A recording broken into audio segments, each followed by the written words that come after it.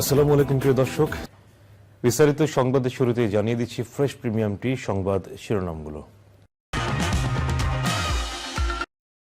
সফল সংবাদ চ্যানেলে সবাইকে স্বাগত জানিয়ে শুরু করছি দেশের সংবাদ, জনগণের সংবাদ।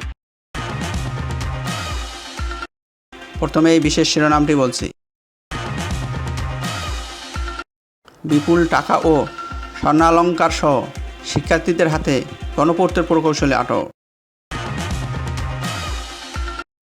বিস্তারিত থাকছে এই প্রতিবেদনে। এতক্ষণ শিরোনামগুলি শুনছিলেন, এখন বিস্তারিত।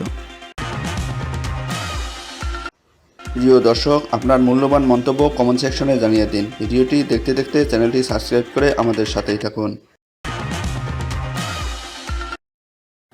বরিশাল নগরের সড়কে ট্রাফিকের দায়িত্ব পালনকালে বিপুল অঙ্কের নগদ 20 লাখ টাকা ও স্বর্ণালংকার সহ প্রকৌশলী হারুন আর রশিদকে আটক করেছেন শিক্ষার্থীরা। বৃহস্পতিবার বিকেলে নগরের চৌমাথা এলাকায় ট্রাফিক নিয়ন্ত্রণের দায়িত্ব পালনকালে এ ঘটনা ঘটে।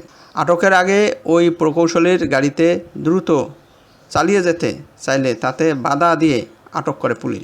ঘটনার সময় পরিবারসহ দেশ ছেড়ে ভারতে পালিয়ে যাচ্ছিলেন বলে শিক্ষার্থীদের জানিয়েছেন প্রকৌশলী হারুন।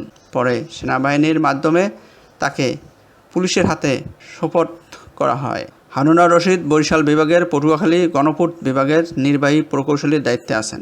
ঘটনাস্থলে দায়িত্বরত শিক্ষার্থী ইশরাত মুমু জাহান ট্রাফিক নিয়ন্ত্রণের দায়িত্ব পালনকালে একটি কালো প্রাইভেট কার দ্রুত ও ওভারটেক করে যাওয়ার সময় শিক্ষার্থীরা আটক দেয়। চালকের আচরণ সন্দেহজনক মনে হলে গাড়িটি তল্লাশি করে বস্তা ভর্তি টাকা ও স্বর্ণালংকার পাওয়া যায়। পরে তাকে আটকে সেনাবাহিনীকে খবর দেওয়া হয়। এ ব্যাপারে ঘটনাস্থলে উপস্থিত সেনা কর্মকর্তা মেজর রাশেদ জানান, আটককৃত ব্যক্তি পটুয়াখালী গণপূর্তের নির্বাহী প্রকৌশলী হিসেবে নিজেকে পরিচয় দিয়েছেন। ভারতে যাবার উদ্দেশ্যে তিনি পটুয়াখালী থেকে আসছিলেন। শিক্ষার্থীরা তাকে আটকে আমাদের খবর দেয়। আমরা তাকে ম্যাজিস্ট্রেটের মাধ্যমে পুলিশ সোপর্দ করি।